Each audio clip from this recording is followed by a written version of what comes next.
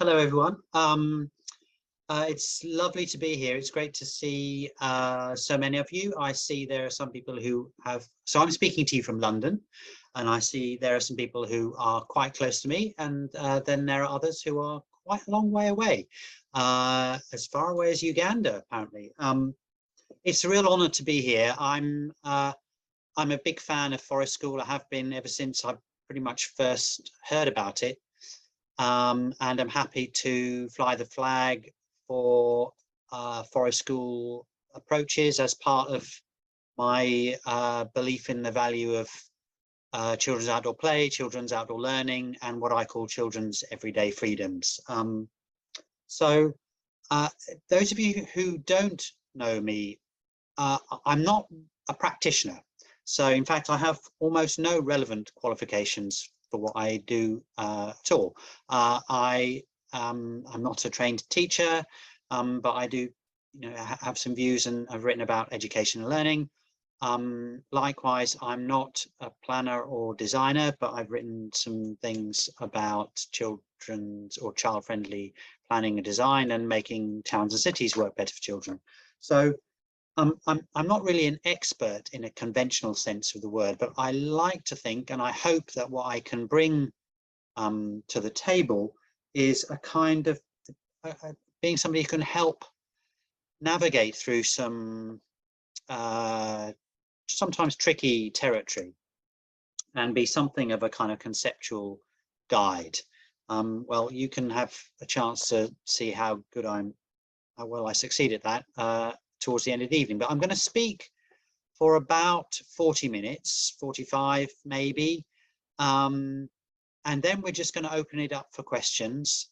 I have got some slides that I'll show as well. In fact, why don't let's just do that. Do some slide sharing. So let's just go back to my title page, and yes, I'm really, it's a chance for me to revisit some of the kind of arguments and insights and positions that I took in No Fear, which was a book that came out very nearly 15 years ago now, and to invite you to sort of join me in that, and I'm going to pose a few questions as well. But so there'll be a fair amount of exposition. And if you've got any chats or comments or questions, you can keep them for the Q&A afterwards, or you can type them into the chat. I won't see the chat, but Matt's going to be looking at the chat, and Louise as well. So that's the order of ceremonies. Okay, so we have got a couple of very simple Zoom polls. So with the help of my wonderful assistant, Matt, I'm going to invite you to think about and picture in your mind the kind of places you used to play when you were a child, and choose one place that you would say was your favorite place to play. Now, some of you may have done this before, but go with me on this, because it's always interesting. And so we have a couple of questions about that specific place that you would say was your favorite place to play. And thanks to the magic of Zoom, Matt, I think we can put the first question up. There we go.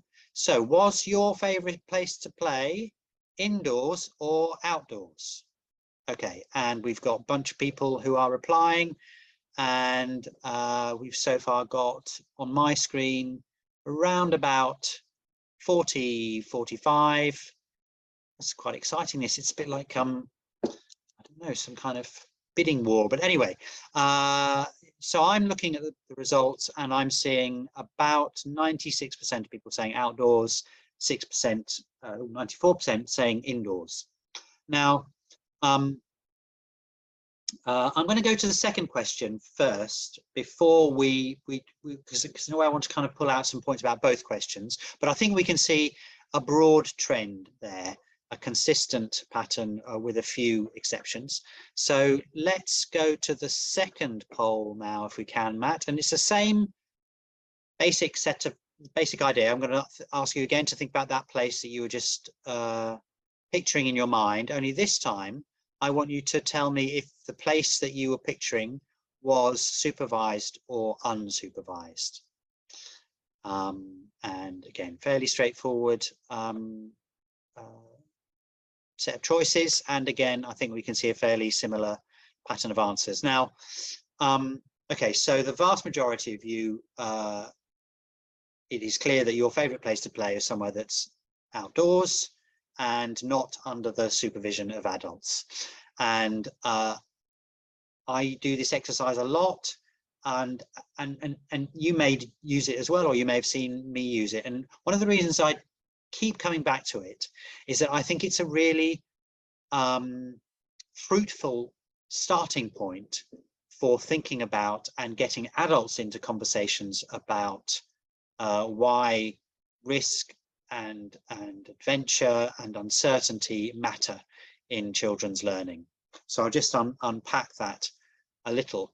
First, I'm guessing that the kind of places that many of you had in mind were places where you could feel a sense of adventure, of possibility, maybe the woods or scraps of land near where you lived. Maybe you talked about the street.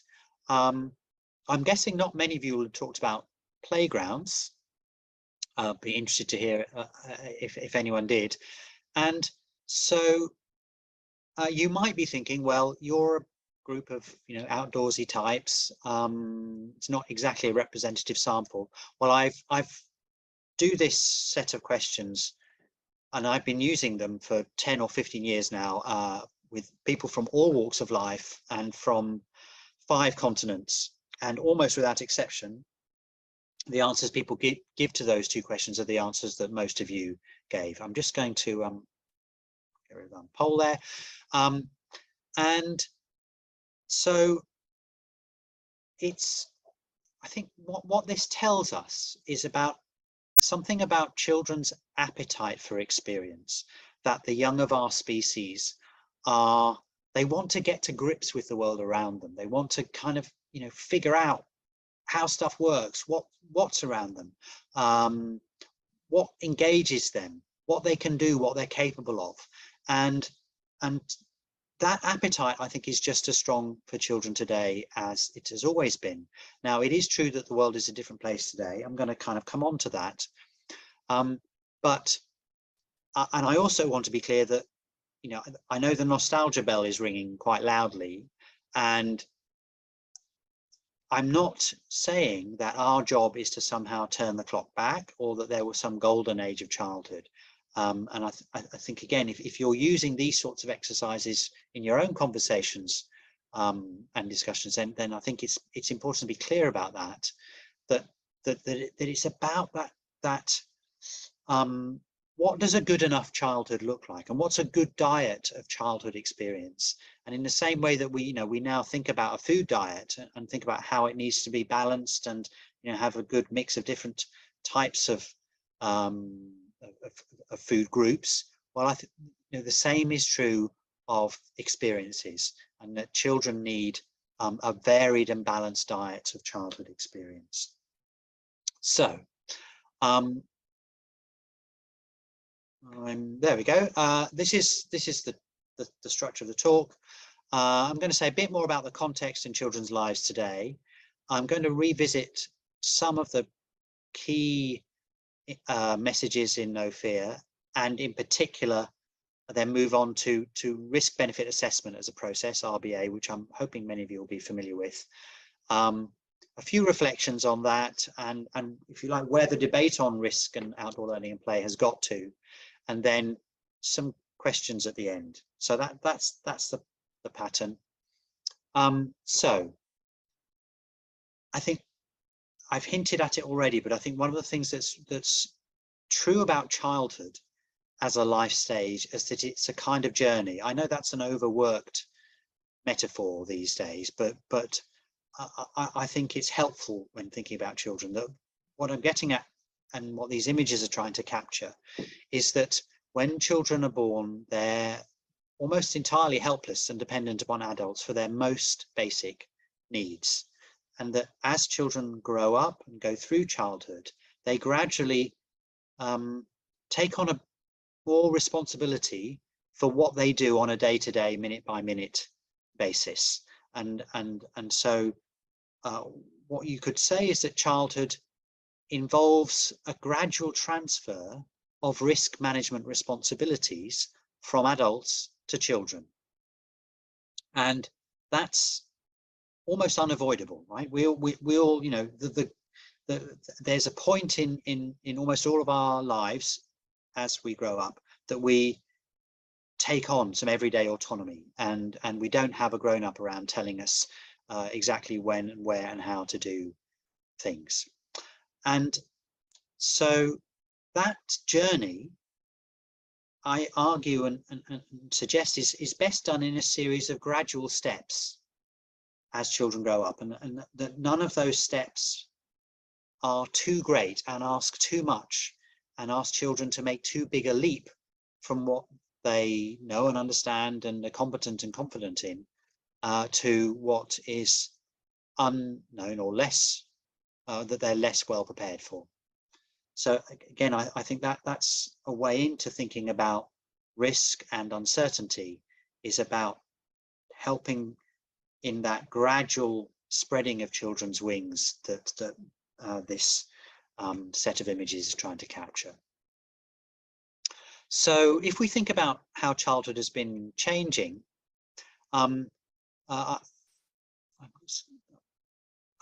this map that you can see, I think, gives some insights into that. So this map shows you the roaming range, or what you might call the home territory, of 4 children.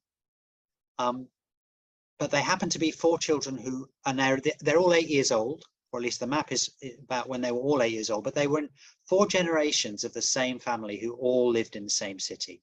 So that big sort of blob that you can see that takes up most of the map, that's the roaming range, or the home territory of the great-grandfather in his family. So at the age of 8, he could travel across the city about 6 miles or 10 kilometers on his own.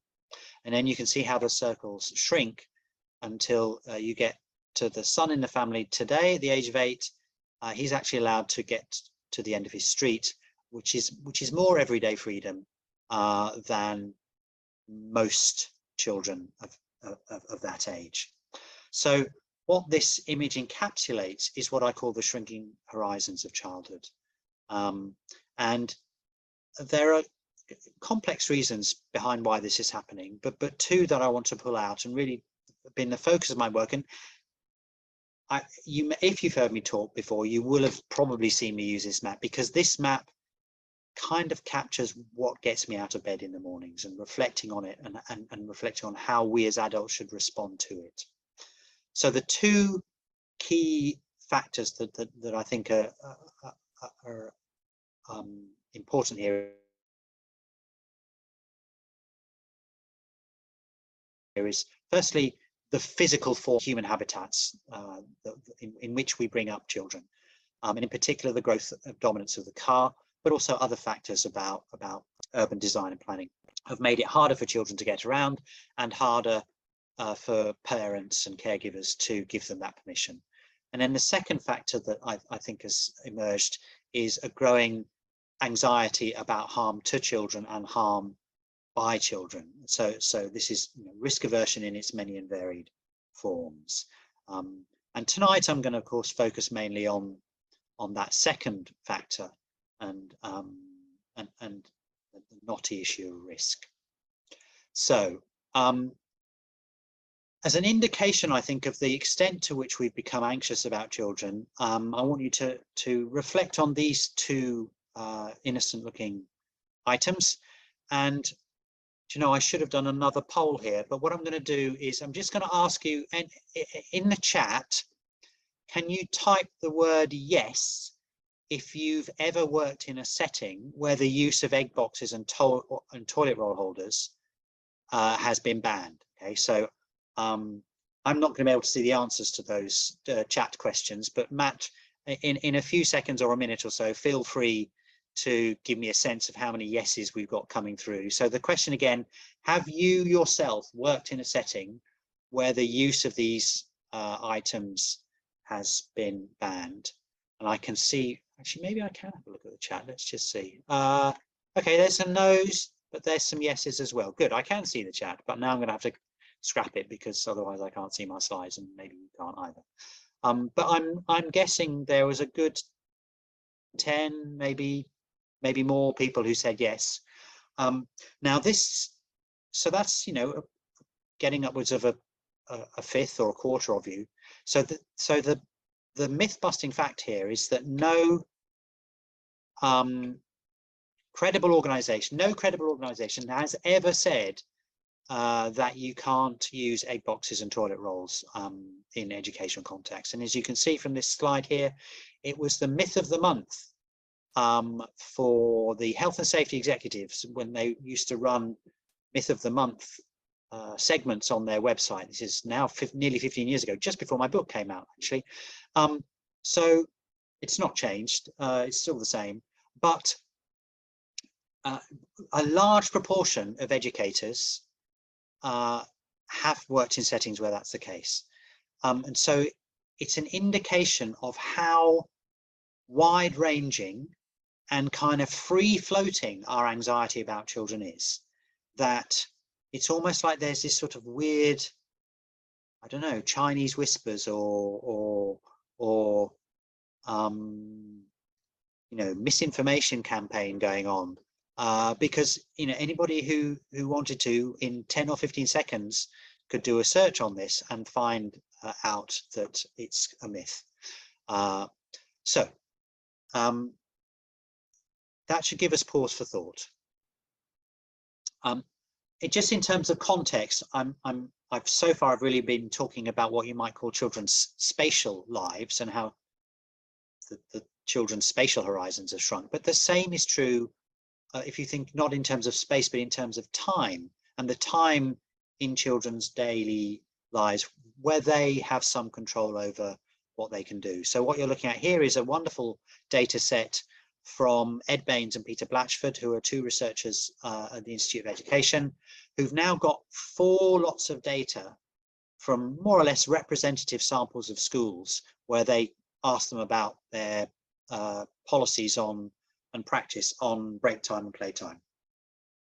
And a key thing that you can see here is that for Key Stage 1, Key Stage 2 and secondary, there's been over 25 years or so a substantial and for older children dramatic fall in the amount of free time available in the day. So this is the measures of an afternoon break, but there are other measures as well. So let's be clear, what this means is that children are under greater control and oversight in school than they used to be. So, you know, and of course children have other pressures on their lives as well from education. So this is another chart from that report, and the thing I want you to see here is this is about how often children see their peers outside of school. So this is year 5, and you can see this is the I think most striking finding. So the number of kids in year 5 who see their friends less than once a week has more than doubled in just 11 years.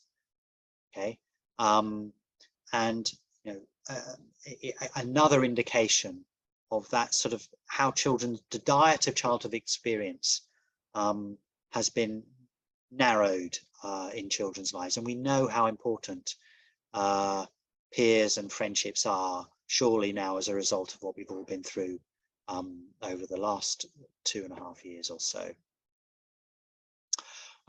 Just a little bit more on context, I want to say a bit about parents because I suspect this topic might come up.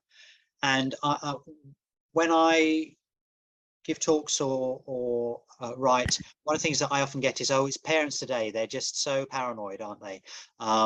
It's all parents' fault. They've just become control freaks and helicopter parents and blah, blah, blah. Now, I think it's worth unpacking what's happening with parents a bit. And I'm going to suggest to you that parents are on a kind of spectrum or a continuum when it comes to their attitudes to child safety. So, you know, at one end of that spectrum, you will find parents who are in the market for products like this one. I hope you can see that. These are toddler knee pads, helping to mitigate the risk of injuries from children crawling on hard floors. Mildly amusing. You know, this is a genuine product. It's not a spoof. We might want to have some, you know, if we're in the right environment, to suggest as a parent that might be a bit over the top. At the other end of the continuum, you've got parents, again, I hope you can see that. Mother went on holiday and left children home alone for 3 weeks. I don't know the background to this story, but I think whatever else you can say about it, you probably agree that that's rather more freedom and a rather questionable approach to parenting. But most parents are somewhere in the middle. And, you know, parents know that they, on the one hand, they have an, you know, kind of obligation and they care about their children's safety and well-being. But on the other hand, at some level, I think they understand about that journey of childhood that I was talking about earlier. And I think, I suspect that there's actually a big pool of parents who are reasonable and balanced about this stuff.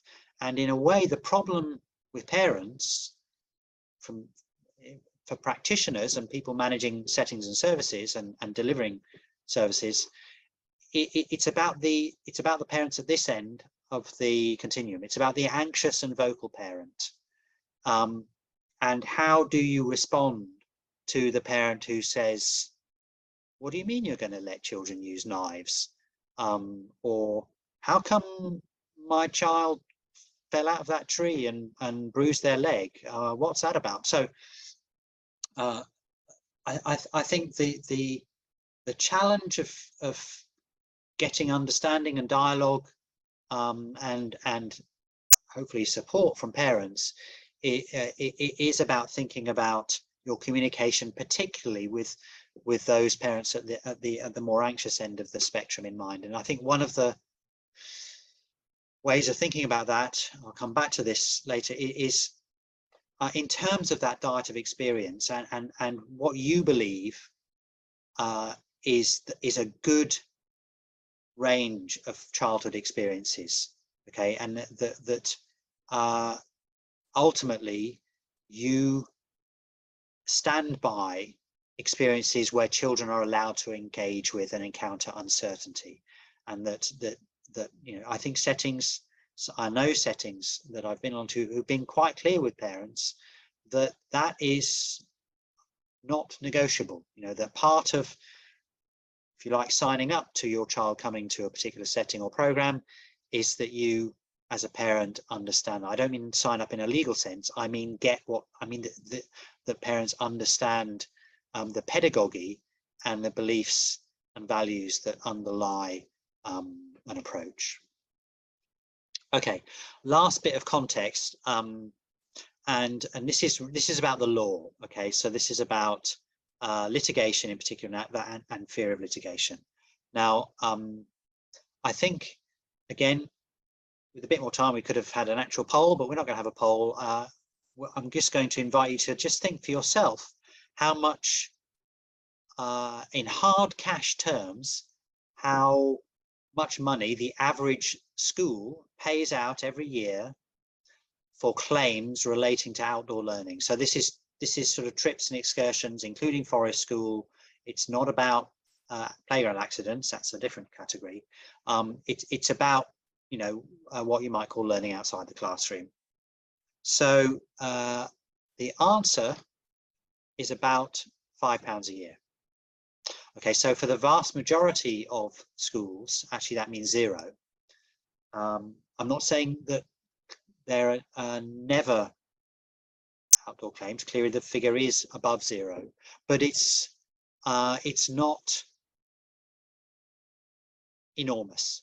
And I'm going to suggest that it's a risk that can be managed, and it shouldn't be a preoccupation for, and you know, particularly it can be managed, of course, through good practices and procedures. And of course, sometimes things go wrong. I think it's important to mention that. And sometimes, you know, people make poor decisions, and we live in a society where, you know, there is financial redress when institutions have got things wrong. But I also agree, and maybe we'll talk about this in the chat, that this fear of litigation far outweighs the actual reality of litigation and can become a preoccupation and can really get in the way of good practice. And there are some challenges there, I won't deny that. Okay, final bit, I think, of context and myth-busting. I'm not going to dwell on this, but I think it's a quote for you to put in your back pocket if you find yourself in conversations with people about dare I say it, stranger danger, child abduction, it's a dangerous world out there, and so on and so forth. This is a quote from a Channel 4 News fact check. It's a few years ago now, but I have no reason to think that this is any change. The actual risk of bad people doing bad things to children who they don't know is vanishingly small, and has been for 20 or 40 years or more. Okay, this is the sort of recap of No Fear, and at the heart of the book really was a set of case studies that tried to show to show adults becoming over anxious about adverse outcomes, okay, to use a bit of jargon, you know, bad things that might happen. And the key chapter really was the chapter around playgrounds, which really told the story of playground safety coming through the 80s and 90s, and this sort of preoccupation with the elimination of risk, and how that, you know, led to really sterile, boring, unchallenging places for kids to play. And that how we moved on from that, those of us who worked in the playground world, was to argue for a different way of thinking about risk. So I put it in these words here: reframing risk. In the book, I talk about moving from what I called a philosophy of protection to a philosophy of resilience. So the idea that one of the jobs of all adults really, but educators in particular, and also people who are involved in children's play and playgrounds, is to allow children or create the possibility and the opportunity for children to have the experience of finding out what they can do and how they respond to challenging situations, and of bouncing back from those adverse circumstances. And then the second big picture argument, which I've taken up much more recently in my work, is around what I call child-friendly neighborhoods. So neighborhoods that are designed and have physically make it easy for children to play and to get around. So let's talk a bit more about risk. But also just a reminder that those are the sorts of playgrounds. In fact, this is almost the closest playground to where I live in Walthamstow, and where when my daughter was growing up, it's one of the playgrounds I used to take her to.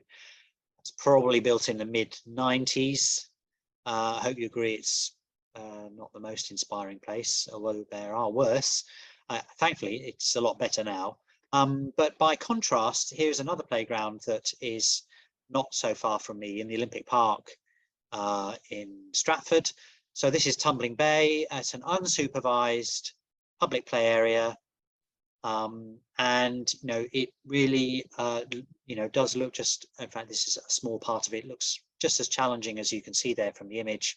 Somewhat close to my heart because I was involved in the choosing the design team that created this playground and setting the brief and so on. So I'm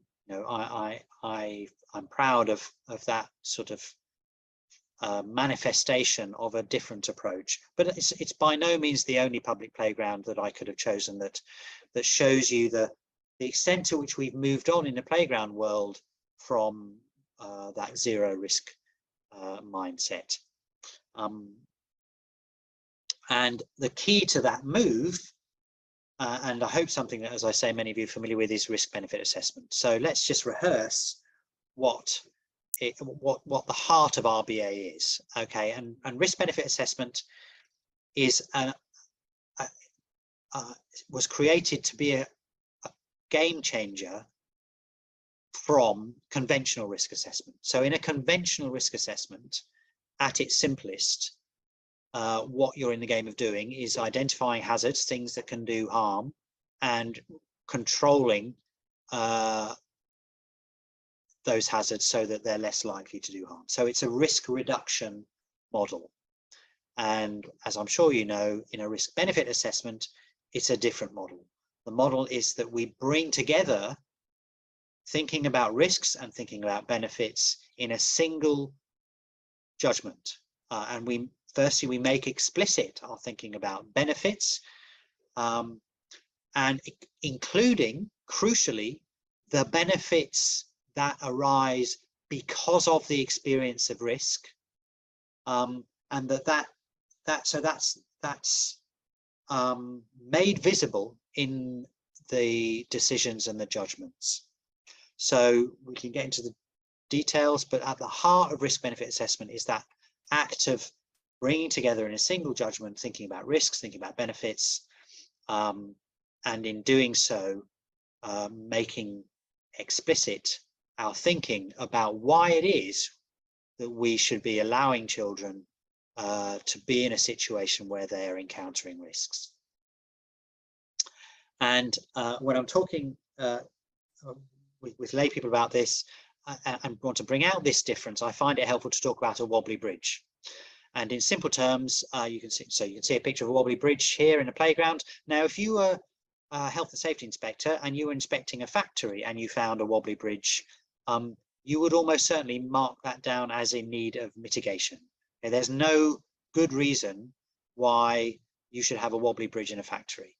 It's just an unnecessary risk. But of course, in a playground, things are different. In a playground, the wobbliness of the bridge probably does make the bridge a little bit more dangerous, or at least creates more potential for accidents, but it also has benefits, quite a number of benefits. It's more fun, it's more of a challenge. It immediately poses children the question, what's going on here? Why is this thing that's underneath my feet not as stable as the thing that I'm standing on? Am I brave enough to get across it? I've just seen my friend go across it and I want to go across it like she has, but I'm not sure if I can do it. So all sorts of good things happen as a result of the presence of that wobbly bridge, and a proper risk management lens for such a thing would take full account of those benefits. So the story of the wobbly bridge. And of course, you could tell that story about many other risky experiences as well. So just to sort of nail this, if you can still find stuff online, sort of conventional risk assessment process, HSE used to talk about it, slightly less so now, but still this idea of 5 steps to risk assessment, and you can see them there. And in simple terms, RBA is very similar to this, except you have a step 0, which is where you think about the benefits. And you also bring that in at step 3. So you evaluate the risks and the benefits, you bring them together in a judgment, and also just makes clear that you might not be in the business of risk reduction. Indeed, you might, as a result of your risk benefit assessment, decide that what you really need to do is increase the level of risk, because in doing that you get more benefits. Brief history lesson. So the takeaway from this slide is that this process has been a long time coming. Okay, the Play Safety Forum, which as of last summer I'm in fact the chair of. So this is a body of really national agencies who have an interest in playgrounds and playground safety, but we produced a position statement 20 years ago that was a response to this growing trend that we could see of risk-averse playgrounds. A few years later, we developed the same body, the Play Safety Forum, oversaw the production of the Managing Risk in Play Implementation Guide, which I was one of the co-authors of. And then really things have sort of moved on since then. There was government support. 2010, the HSE, the Health and Safety Executive, gave its own statement of support a couple of years later. And now you can find a short guide and lots of other stuff on RBA, including stuff, of course, on the Forest School Association website. And here is the cover of the short risk assessment, risk benefit assessment form. I'm not going to actually talk in any detail about the process of risk benefit assessment tonight, because I do want this to be more of a kind of reflective, stepping back kind of discussion. But if people have questions about the details of the process, we can pick that up maybe in the chat. But this was, I suppose, the one way of this quote that you can read from a local authority parks manager really captures what we were trying to do, and it's very nice to hear him say that there's a kind of permissive, positive, affirmation of risk in risk benefit assessments that is pretty central to what they're about. And just to sort of pull this right back at the most basic level to the law, now I'm not a lawyer, but I know a little bit about the sort of the legal context, and the fundamental primary legislation that this all sort of hangs under, the Health and Safety at Work Act 1974, and also the Occupiers Liability Act, I think it's 1989, and then various things that flow on from those, is that what does the law say? It does not say we have to eliminate risk. It says we have to take reasonable steps. The key phrase, in fact, from the Health and Safety at Work Act is to keep the risks as low as reasonably practicable. So reasonableness is absolutely central to the, this country's legal position on risk. And so let's unpack that a little. If somebody is asking you or your setting to go beyond what's reasonable, then they are being unreasonable. Okay, so if somebody's asking you to eliminate the possibility of bruises or scrapes, I think that it's pretty clear that that is unreasonable. And I'm not going to go on too much about language, but I just want to say this is one of the reasons why I'm very nervous about the use of the word safe. Because the problem with the word safe is that it can imply a kind of absolute guarantee that nothing bad can ever happen. It's kind of one of those words that different people hear different things in it. But remember those anxious parents, that the ones that are in the market for the toddler knee pads. I think when a parent like that might hear the word safe, they would also, I think, end up making unreasonable demands about what to expect from a setting or a program. So I mentioned the HSE's statement. It's really, really valuable. I mean, I know that, for instance, Opal, so Opal Outdoor Play and Learning, which is a fast-growing community interest company that's doing a lot of work in schools on play. It's their go-to document for winning over head teachers to their approach. And so this statement, which I'm hoping Louise can share in the chat, still downloadable from the HSE website. It's only a page and a half long, and I'm not going to read it out, but actually some rather elegantly phrased words about play and learning. And then it says that Risks and benefits are considered alongside each other in risk benefit assessment, blah, blah, blah.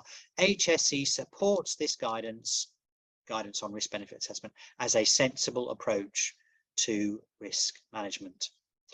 I'm pausing for breath for a moment there because it actually was quite a battle to get this statement from the HSE. I was quite close to all of this. In fact, tell you a little secret, I wrote some of this statement. Of course, the HSE signed off on it, but you know, it's probably the high watermark, certainly in England. I'll come on to Scotland in a minute, for clear regulatory support for a balanced approach to risk. So you know, it should be the first document you reach for if you're finding any official resistance from, you know, your own bureaucracies. So as you're probably aware, RBA has really spread far and wide. FSA and all, from what I can see, forest school programs generally, outdoor learning, adventurous activities, work in school playgrounds, the kind of work that Learning Through Landscapes is involved in. You know, you will find guidance documents from all of these and many other bodies that incorporate various forms of risk benefit assessment.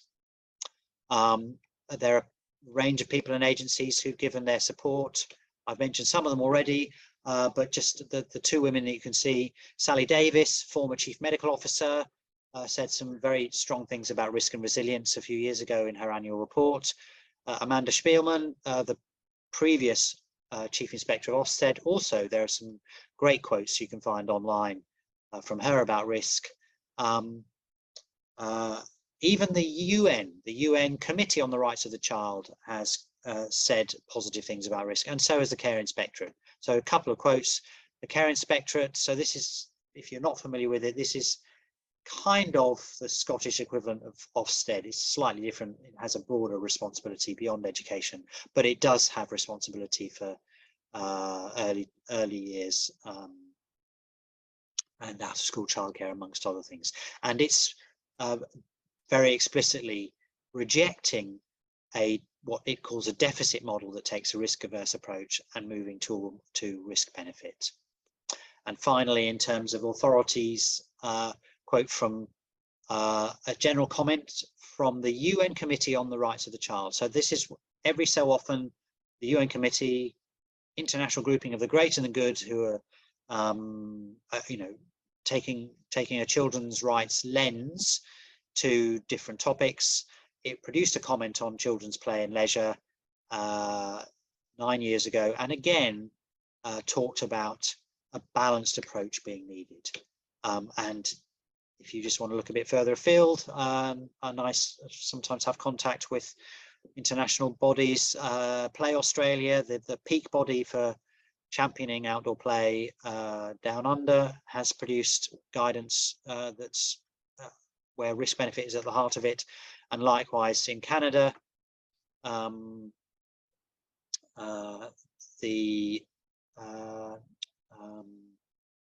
I can't remember, CPAC, the Canadian Outdoor Play Community. I can't remember what their full name is, but again, a peak body and leading outdoor play and learning agency in Canada has produced risk benefit guidance. And even the standards body, so these are the industry bodies that write the rules for things like playgrounds and play equipment, have moved in this direction. And in fact, there's a standard coming out of the ISO, so that's the global standards body, that as I speak, they are writing a industry standard for risk management in leisure and recreation. So that includes children's play, and it's going to be called benefit risk assessment in leisure and blah, blah, blah. So that's, I think, it's going to really be quite a challenge to health and safety and standards practitioners who've been very used to that factory-based risk reduction, often engineering based mindset, because this is going to be very different. And I can be fairly confident because there's now a public document that's just come out for consultation. Okay. So that in a way is the end of the sort of history lecture. I'm just going to say a few things I think have been happening more recently that are really interesting. Any of you that have looked into the academic and research and the scholarship around risk and outdoor learning will have come across Ellen Sandseter, who's an early childhood education professor in Norway, really kind of synthesized some important concepts around what she calls risky play, based and her definition of risky play in a way is risky play is what children call risky play. So when children, she looked at the kind of play that children say makes them feel a little bit butterflies in the stomach. Scary funny is a wonderful phrase that Ellen uses. And she breaks them down into 5 or 6 different subtypes. So there's kind of play that involves getting lost, playing at height, play fighting, speed, and a couple of others. And then more recently, Professor Helen Dodd, who's a child psychologist who's recently moved to Exeter University, has got really quite a substantial research program around that's focusing on adventurous play. She did some great work during the pandemic around the impact of lockdowns on children's mental health, and also a survey of where children play. So she's definitely one for whose academic work is worth following. And what she's focusing on, and that title that you can see, the title of the paper at the bottom, is on, if you like, almost the kind of physiology of risky and adventurous play. So what's going on in children's bodies when they're playing in adventurous ways, and why might those bodily experiences be important? And in essence, what she's saying is that when children start to get a little outside of their comfort zones and consciously go into risky situations, their heartbeat goes up, their breathing changes, their skin feels differently, they feel the butterflies in the stomach. And so those experiences are really valuable in familiarizing children with stressful or uncertain situations. And so kind of repeated exposure to those sorts of bodily symptoms helps children gain an understanding that those sorts of sensations are not catastrophic, that they're signals, and they kind of invite or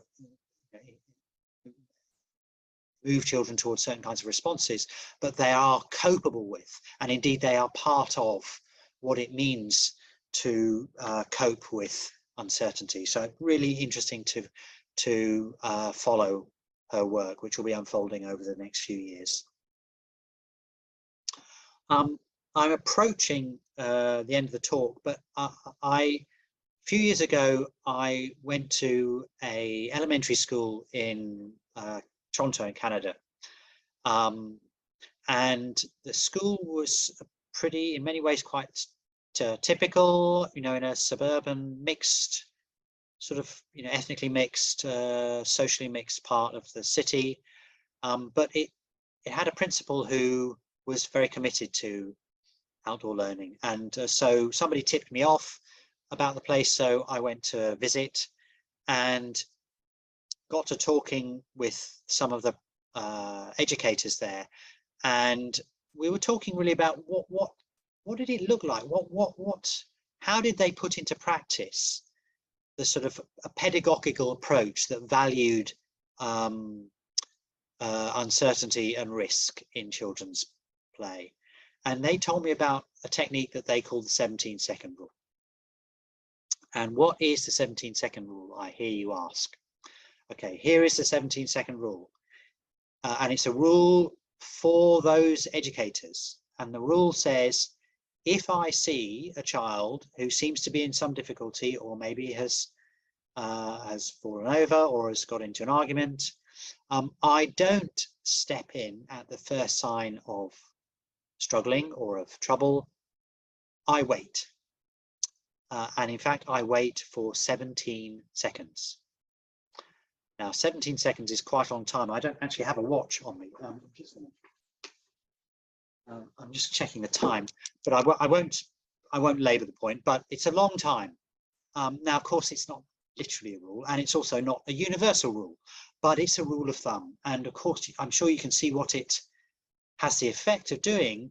It has the effect of supporting a kind of holding back and a wait and see approach in order to allow the child or children more agency and more opportunity to see that situation through for themselves. And the message that the educators told me was that, 99 times out of 100, it then transpired that that impulse that they had, that they might need to step in, was actually unnecessary, because the child or children was able to cope with that situation and move on. So I think that's a rather wonderful a little bit of practice for you. Now, I'm not going to talk about this at all, but I just want to kind of flag up that I've had a more recent work published that looks at the kind of urban design and planning side of this, thinking about public space, parks, playgrounds, but also streets and neighborhoods. And the book's called Urban Playground, but there's an underlying ethos that's pretty similar to what I've been talking about so far tonight, which is about expanding that diet or enriching that diet of childhood experiences. And it would be remiss of me not to mention my more recent book. Okay, so we've just come through a very strange and in many ways unsettling 2.5 years. And one of the things that went on for at least part of that was that diet of experience for many children became drastically narrowed. And again, we may talk about this in the chat, but surely one of the insights of the pandemic and in particular of lockdowns is that, oh, not quite sure what happened there, is that is not healthy. This is, and again, if you find yourself talking with adults who say, oh, kids, they don't want to play outdoors today, they're very happy being on their screens. Well, children could be on their screens, were on their screens for long periods of time during the lockdowns. But I think we can now see that for many children, that was not a healthy experience. And in some ways, it's still something that they are coming to terms with, and that we as educators are having to think about and think through.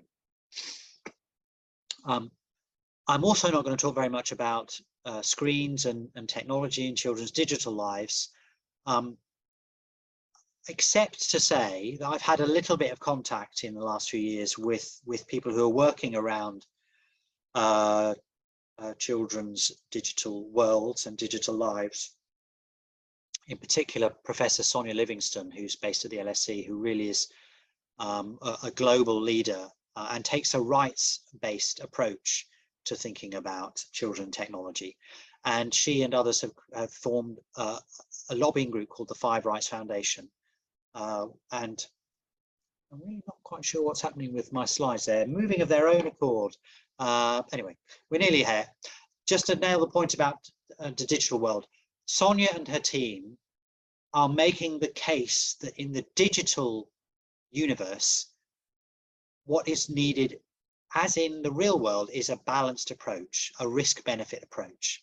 So their argument, and it's an argument that I agree with, is that you can't eliminate the online risks in children's lives, and you can't, it's not realistic to try and protect children in an absolute sense. But what we can do is enable children to have, you can see the quote here, creative and fearless access to navigate this new world that they and of course we are living in. Okay, so I'm just going to close with, I'm going to leave 3 questions hanging in the air. There may be more questions that you'll want to throw at me or discuss with each other.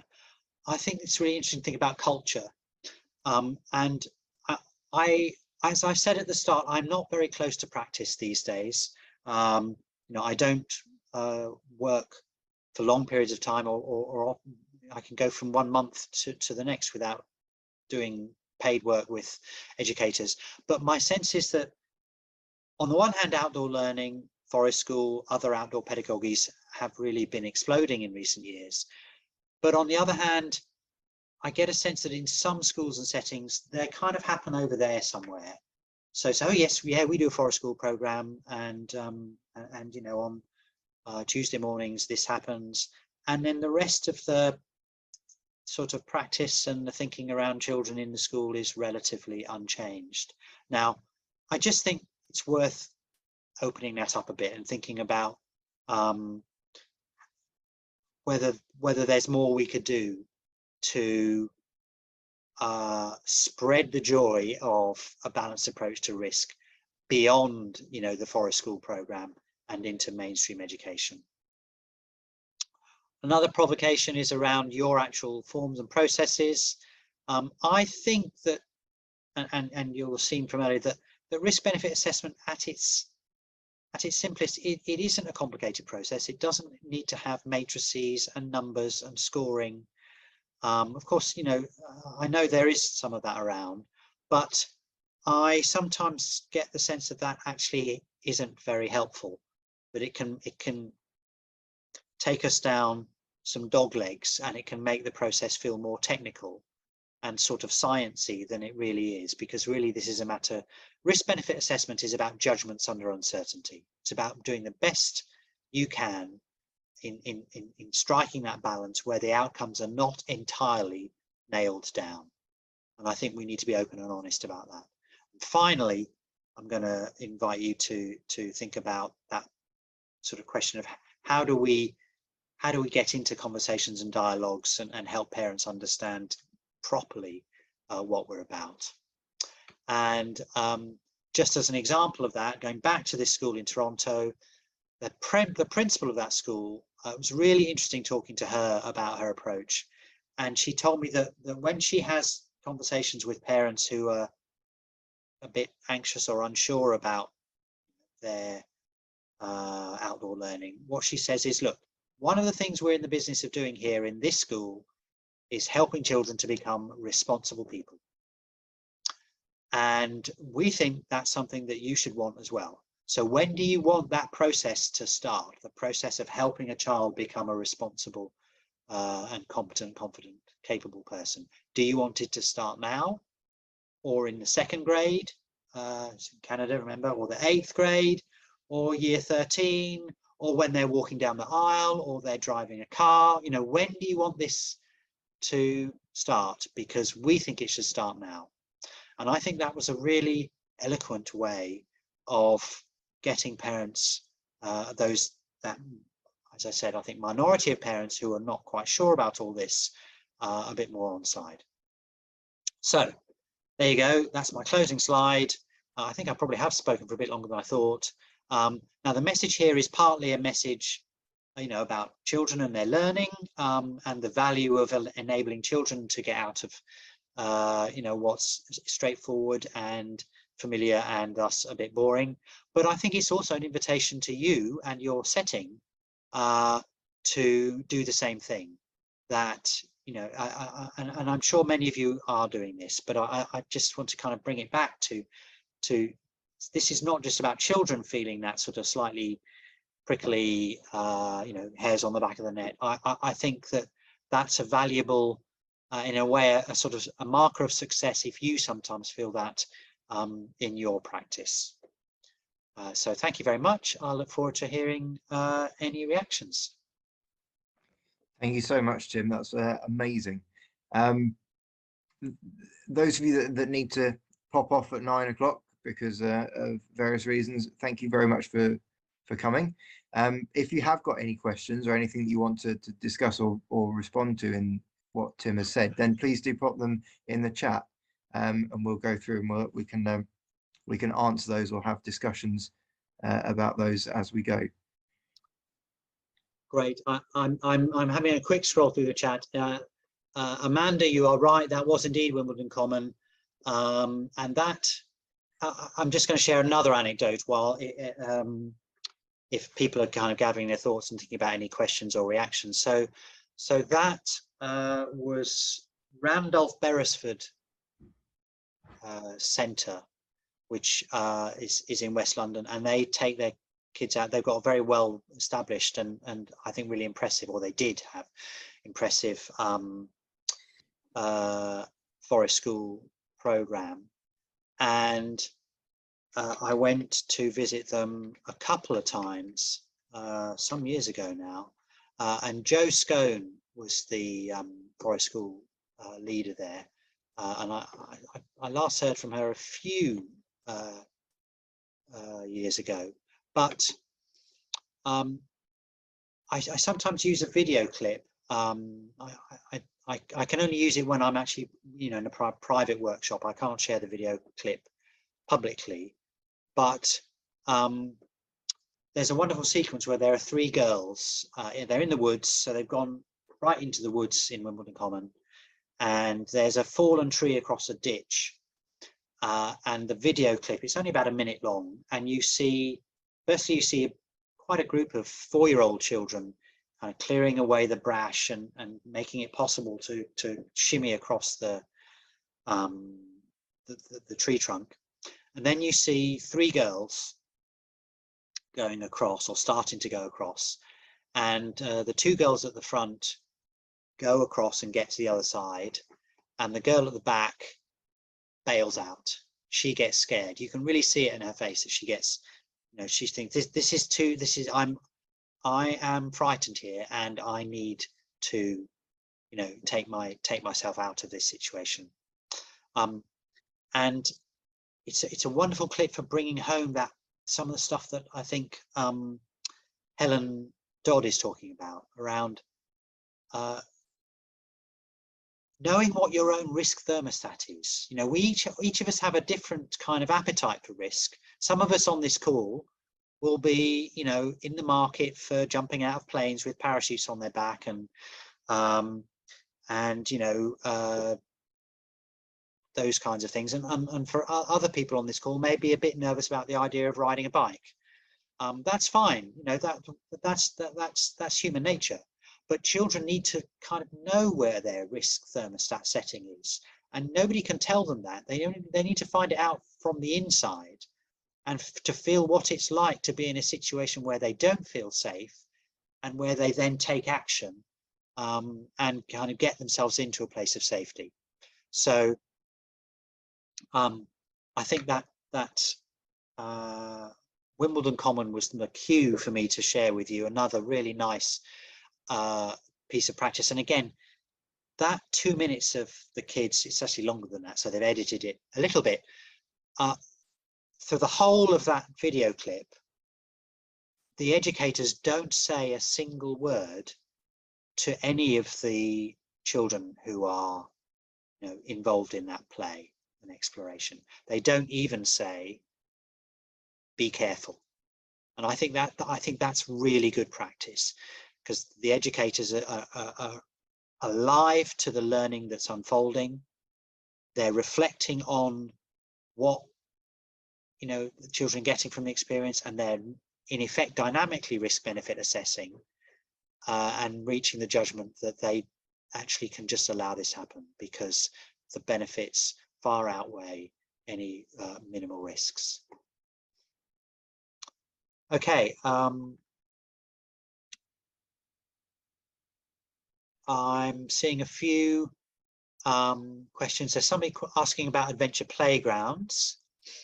Now, I'm a fan of playwork, and in both of my books, there you'll see threads from what I think of as kind of the sort of playwork purist playbook, if that's not a bit clunky. But what I'm most interested in is taking the insights of the adventure playground and spreading those insights far and wide. I think some adventure playgrounds can be magical places, and you can still see great practice. And I think in an ideal world there would be more adventure playgrounds, but there will never be enough adventure playgrounds to cater for all children. It's just, if you just sit down and do the maths, it's not going to work. But what you can do is take the essence of the adventure playground and say, put them into schoolyards, put the essence into childcare settings, out of school clubs, school break times. That has already been happening. It's been happening for years, but organizations like Opal are doing it at scale. There are now hundreds of primary schools that are running Opal programs. Those programs are basically inspired by and hark back to adventure playgrounds. So yes, I'm a fan. It would be great if there were more of them, but there's never going to be enough to reach the majority of children. So we need to kind of squeeze the goodness and the insights from adventure play work and weave them into other parts of children's lives. Okay, 17 seconds rule. Yes, what are those impulses? I mean, I think that's a really interesting question. I think there's something about habit, that just as adults, if we see a child and we can see that child, whether it's our own child or a child that we're in a position of education responsibility for, or maybe just a child that we happen to be sort of nearby, it's a strong impulse, and it's a kind of it's a good impulse. There's it's surely it'd be a bit worrying if kids were going around putting themselves in harm's way and the adults were just thinking, oh, we don't need to worry about that. So the value of the 17-second rule, and I think the thing about stopping that impulse, is because of the wider climate of anxiety and the loss of the freedoms in other parts of children's lives. Now, when I was growing up, and I'm sure when other people on this call were growing up, we had quite a lot of space and time in our lives when there weren't any adults around from quite a young age. So if you again think back to that diet of experience, we had quite a lot of opportunities to sort of try freedom on for size, to sort of get the hang of being a human being. It's different for children today. So to really make that explicit, one of the things that I think is so important about forest school and adventure playgrounds and things like playing out sessions in streets, so sort of street play, is that they compensate children. They're an explicit giving back of a little bit of space and time into children's everyday lives, of something like that, those kind of spaces and times that previous generations of children enjoyed much more easily.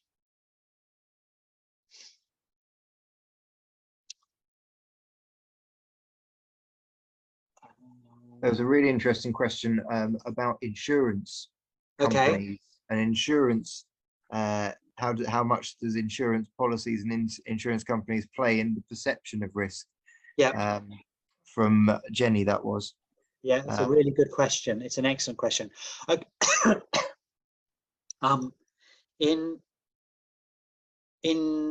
managing risk in play provision implementation guide, I should really circulate that as well, the list for that. We talk about insurance a bit in that.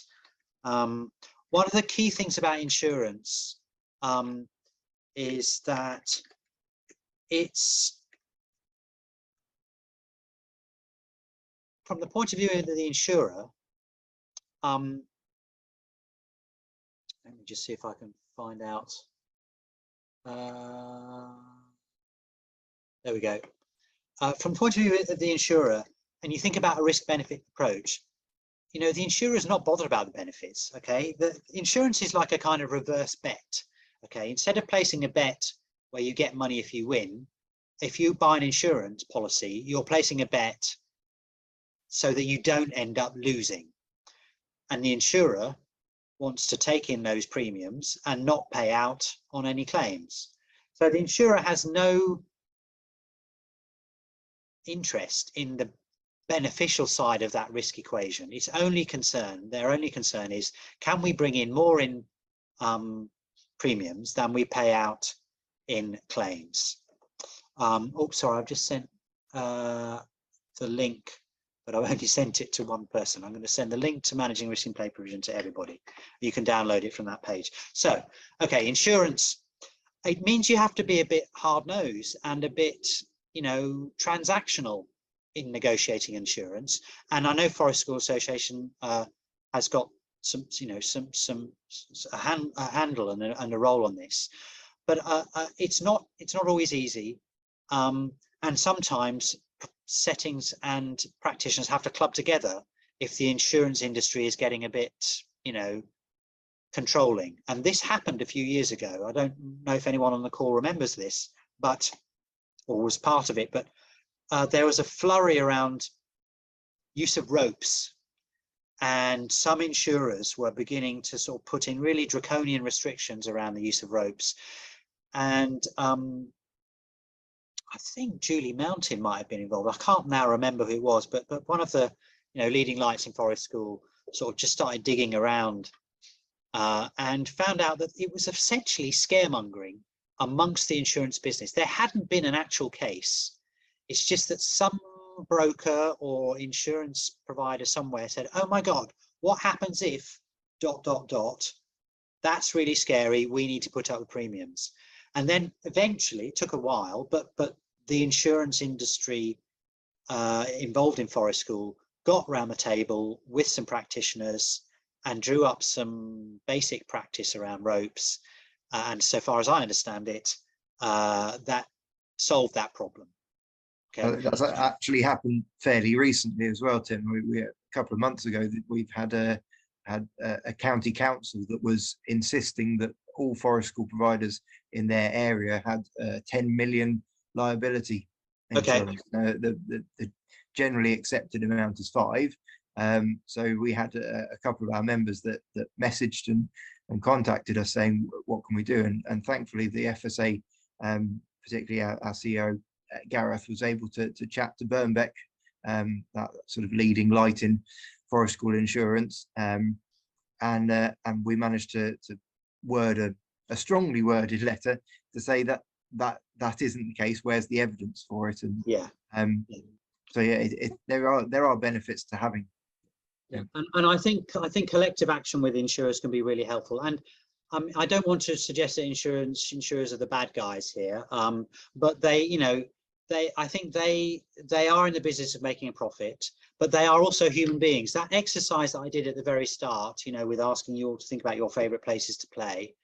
Well, I have done that exercise with people in the insurance industry. You know, I've had brokers and insurance companies in a room, and they also say that their favorite places to play were out of doors and out of sight of adults. Okay, so, you know, at an emotional level, there's, I think that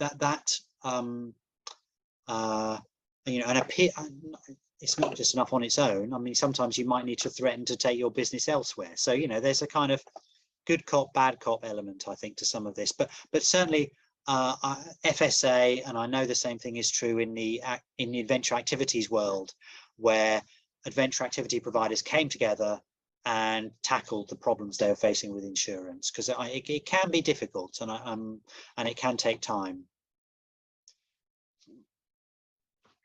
Are there any other questions that I missed, Matt? I think there's there a couple of comments about the 17-second rule and and how powerful that was. And, yeah, it is a really nice anecdote. I mean, I spent one session with the school there, so I can't say I was, you know, chapter and verse, and I think it's what, you know, it is what it is. It's a tool for supporting reflective practice, and it's not the only tool. I mean, I think actually that phrase reflective practice is really important, and I know it's part of the FSA ethos, but you know, one of the things that I hope everybody on this call is doing and is espousing everywhere is making sure that you have time outside of sessions to do some debriefing and team talking and maybe some documenting if that's needed. But that's the point. Those will be the points where you can explore whether or not something like the 17-second rule or whatever is going to be helpful for your practice. That's absolutely fantastic. Thank you, Tim. Some really interesting things to ponder on. And I'm sure those people that are joining us at the conference next weekend will be very pleased to pop along to your discussion for a bit more chat about. Yes, so just to say, in the conference, I'm giving the keynote on Saturday morning, and that's going to be a bit more, probably maybe taking a further step back, and it won't just be about risk. I'll be thinking a bit about children's lives and what's happening in policy, and it will be I won't have any slides either. I'll just be standing up and talking, I think. But then there is a panel discussion after the coffee break on Saturday morning, and that's going to be around slightly more of a round table. So there'll be a few practitioners and me, and that will be about risk, but it will be quite open-ended, and I think hopefully there'll be lots of opportunities for dialogue between the panel members and also with the audience. But I'm not leading on that panel discussion. I think it's some others who are doing that.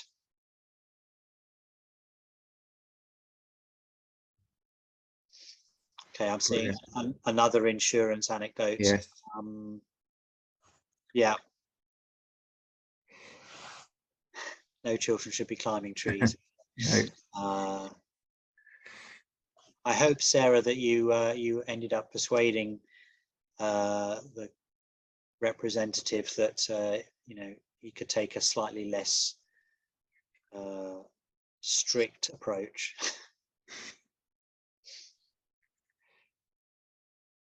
Right. Yes, always good to have the support of the head teacher.